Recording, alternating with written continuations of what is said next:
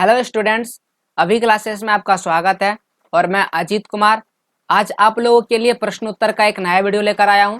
और ये प्रश्न उत्तर जो है वह 10वीं के सिविक्स यानी कि नागरिक शास्त्र का चैप्टर 6 जिसका नाम है लोकतंत्र के परिणाम का तीसरा क्लास है।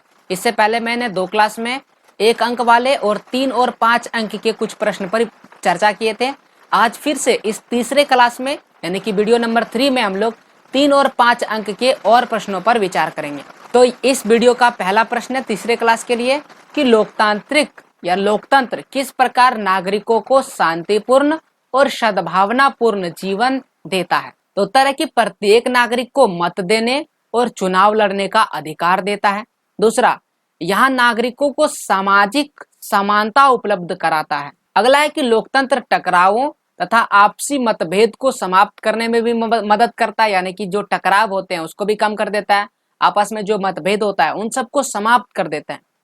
लोकतंत्र जो है वह बहुमत को सदा अल्पमत के साथ काम करने की जरूरत होती है ताकि सरकार सभी इच्छाओं का प्रतिनिधित्व कर सके।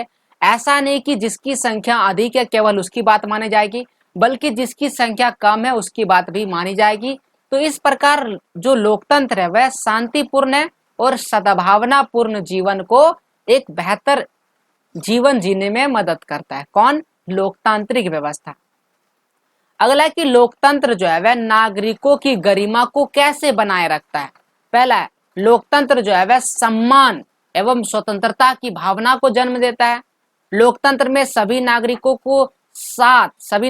के साथ समान व्यवहार किया जाता है। ये नहीं कि आप नीच जाति उच्च जाति या जो किसी धर्म के आधार पर उनसे अलग किया जाता है। लोकतंत्र में महिलाओं को पुरुष के समान दर्जा दिया जाता है, यानी कि जितना जो सम्मान है वो पुरुष को मिलता है उतना ही सम्मान महिलाओं को भी मिलता है। तो इस आधार पर जो समान दर्जा प्राप्त होता है। लोकतंत्र में जाति आधारित असमानताओं एवं क्रूरताओं का कोई नैतिक एवं कानूनी आधार नहीं है। तो इस आधार पर इन सब से हमें क्या पता चलता है, इन सब से नागरिकों की गरिमा को बढ़ावा मिलता है। तो ऐसे हम कह सकते हैं कि लोकतंत्र जो है नागरिकों की गरिमा को बनाए रखता है। अगला है कि शिकायतें किस प्रकार लोकतंत्र को सफल बनाने में सहयोग देती है। देखिए, अगर आप किसी के खिलाफ शिकायत करते हैं तो वो आगे उस गलती को नहीं रिपीट करता है। तो सेम चीज यहाँ पर ही होता है कि बहुत समय से स्त्रियों के समान अधिकार, न्याय, स्वतंत्रता से वंचित रखा गया था। क्यों? क्योंकि वो इनके खिलाफ शिकायत नहीं करती थी। मगर लोकतंत्र ने सभी अधिकार जो है वह सुनिश्चित कर दिए।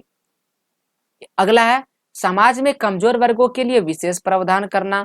उचित प्रतिनिधित्व देने से विभिन्न जातीय समूह के बीच टकराव कम हुआ। मतभेदों को दूर करने के लिए लोकतंत्र जो है वह संवैधानिक तरीका उपलब्ध कराता है। तो इस आधार पर जो भी शिकायतें होती है उससे क्या होता है, लोकतंत्र जो है वह सफल होता है। उसका यहाँ एक उदाहरण के तौर पर उत्तर को हमने डिस्कस किया।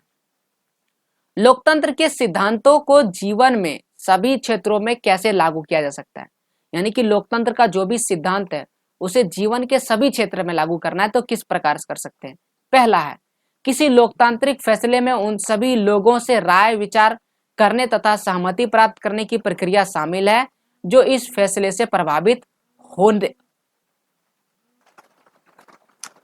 अगला प्रश्न है कि लोकतंत्र के सिद्धांतों को जीवन के सभी क्षेत्रों में कैसे लागू किया जा सकता है। देखिए, इस बात को समझिएगा, लोकतंत्र का जो भी सिद्धांत है उसको जीवन के क्षेत्र में लागू करना है। तो सबसे पहले हम क्या करेंगे कि लोकतंत्र में अगर कोई फैसला लेते हैं तो उन सभी लोगों से राय लेंगे, उनके विचार को जानेंगे तथा उनसे सहमति प्राप्त करने की जो भी प्रक्रिया शामिल है उन सभी लोगों से चाहे इस फैसले से जो भी लोग प्रभावित होने वाले हैं उन सभी से हम क्या करेंगे, राय विचार लेंगे और सहमति लेंगे।